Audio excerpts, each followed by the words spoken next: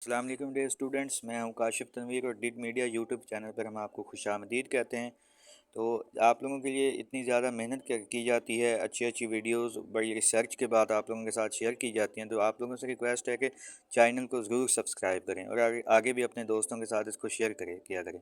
चलें, बगैर देर किए हुए हम अपने टॉपिक की तरफ चलते हैं। लास्ट टाइम हम लोगों ने डिस्कस किया था लखनऊ पैक्ट। लखनऊ पैक्ट का हमने हिस्टोरिकल बैकग्राउंड डिस्कस किया था कि किस तरीके से मुस्लिम लीग और इंडियन नेशनल कांग्रेस का एक जॉइंट सेशन हुआ था। जॉइंट सेशन के अंदर दोनों ने अपनी डिमांड्स को किस तरीके से, मिसाल के तौर पर अपनी डिमांड्स को ब्रिटिशर्स के सामने रखा था। और हमने ये भी देखा था कि फ़र्स्ट टाइम मतलब कि जो थी all Indian national sorry Indian national Congress ने मुसलमानों के सेपरेट इलेक्टोरेट के मुतालबे को भी मान लिया था कहीं ना कहीं।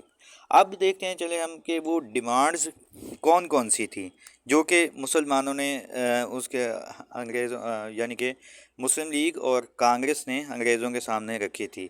तो डिमांड से पहले मैं थोड़ा सा आप लोगों को ये भी बता दूं कि वर्ल्ड वार वन और 1914 में स्टार्ट हुई। 19 खिलाफत मूवमेंट भी उस वक्त चल रही थी, तो इस वजह से काफ़ी ज़्यादा वो वीक हो चुके थे। तो अब डायरेक्ट डिमांड की तरफ आते हैं। तो मुसलमानों ने जो सॉरी मुसलमान मैं कह जाता हूँ कि मतलब कि इंडियंस ने जो पहली डिमांड रखी वो कही कि उन्होंने कहा कि एग्जेक्टिव काउंसिल के अंदर हमारे 50% मेंबर्स होने चाहिए। एग्जेक्टिव काउंसिल के अंदर हमारे 50% मेंबर्स होने चाहिए। पहले की हमने देखा था कि 1909 के रिफॉर्म्स के अंदर 6 मतलब कि मेंबर्स कर दिए गए थे। 5 से बढ़ाकर 6 कर दी गई थी तादाद, और कह दिया गया था कि एक जो मेंबर होगा वो इंडियंस में से होगा। जिसके अंदर हमने ये भी देखा था कि 1910 से 1911 तक सैयद अमीर अली जो थे वो एग्जेक्टिव काउंसिल के मेंबर रह चुके थे। लेकिन अब मुसलमान इंडियंस ने अपनी डिमांड को बढ़ाया। उन्होंने कहा कि 50% हमें एग्जेक्टिव काउंसिल के अंदर हमारे मेंबर्स होने चाहिए। और उन्होंने एक और बात की, लेजिस्लेटिव काउंसिल के अंदर हमारे 80% मेंबर्स हों।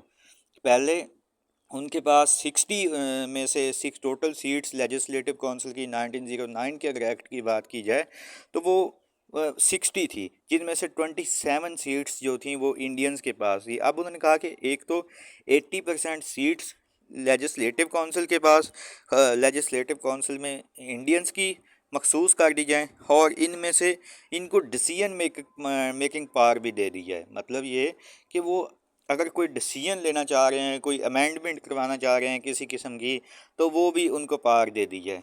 तो इसके ऊपर ब्रिटिश ने रिस्पांस किया। उन्होंने कहा कि ठीक है, हम भी डेमोक्रेसी को फ्लोरिश करना चाहते हैं, आपकी बात ठीक है, इस मसले को हल हम बाई कैमरल लेजिस्लेटिव सिस्टम अपनाते हैं। जैसा कि अब पाकिस्तान के अंदर मौजूद है, कौमी असम्बली है, हमारी सेनेट है। तो इस तरीके से इन्होंने हाउस वन हाउस टू का एक मतलब सेटअप बनाया। तो हाउस वन के अंदर इन्होंने कहा कि वही जो सिलेक्टेड रिप्रेजेंटेटिव्स हैं वो आएंगे और equally for all units house two के अंदर आ जाएंगे। इस तरीके से मतलब कि इन्होंने इसको वो किया था, सॉर्ट आउट किया था। आगे अगर डिमांड 3 की बात की जाए तो मुसलमानों ने मतलब कि ख़ास तौर पे इंडियंस ने मतलब कि ये डिमांड की। उन्होंने कहा कि separate of judiciary and executive, कि जुडिशरी और एग्जेक्टिव को अलग अलग हो जाना चाहिए।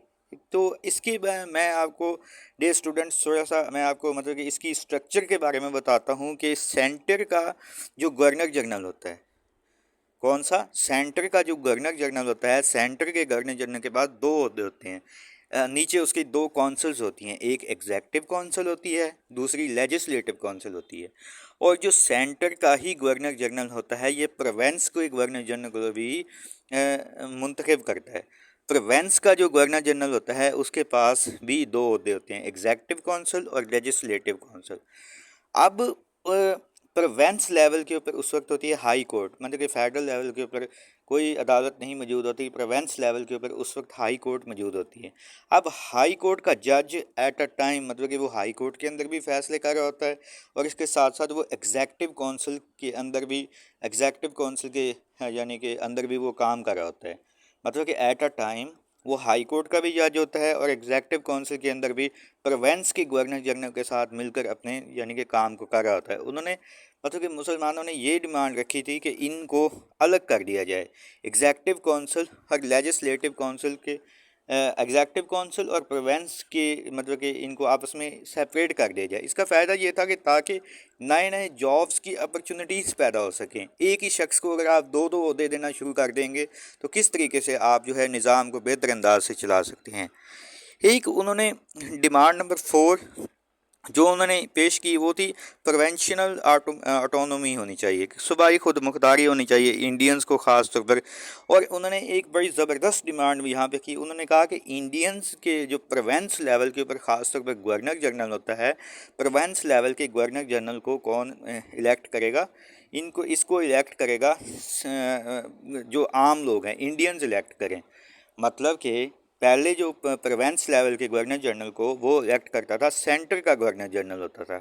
अब इंडियंस ने डिमांड रखी, उन्होंने कहा कि प्रोवेंस लेवल के जो गवर्नर जनरल हैं उनको इंडियंस इलेक्ट करें। इसके ऊपर उन्होंने रिस्पॉन्ड बड़ा अजीबोगरीब रिस्पॉन्ड दिया जो थे ब्रिटिशर्स। उन्होंने कहा कि सेंटर के जो गवर्नर जनरल है उसके पास जो पावर होती थी प्रोवेंस के गवर्नर जनरल को इलेक्ट करने की, उन्होंने उससे वो वापस ले ली और उन्होंने कहा कि अब जो है ब्रिटिश का जो क्राउन होगा वो इसको इलेक्ट किया करेगा। इस तरीके से मुसलमानों की ख़ास तौर पे इंडियंस की इस डिमांड को नहीं माना गया था। तो आज का लेक्चर हम यहीं पे ख़त्म करते हैं। Do right your questions in comment box. अगर आप लोगों को पाक स्टडी के रिलेटेड किसी किस्म का भी कोई मसला हो तो आप लोग अपने कमेंट सेक्शन में उस मसले को लिख सकते हैं। अगर आप किसी नए टॉपिक पे रीड करना चाह रहे हो तो वो भी आप लोगों के साथ शेयर कर दिया जाएगा। तो आगे हम जो है फर्दर लखनऊ का पैक्ट का ये टॉपिक जारी रहेगा। फर्दर हम अपने अगले लेक्चर के अंदर मज़ीद जो कुछ डिमांड्स थी इंडियंस ने जो रखी थी उन डिमांड्स को भी हम पढ़ेंगे। तो आज का लेक्चर यहीं पर ख़त्म करते हैं। दुआ में याद रखिएगा। अल्लाह हाफिज़।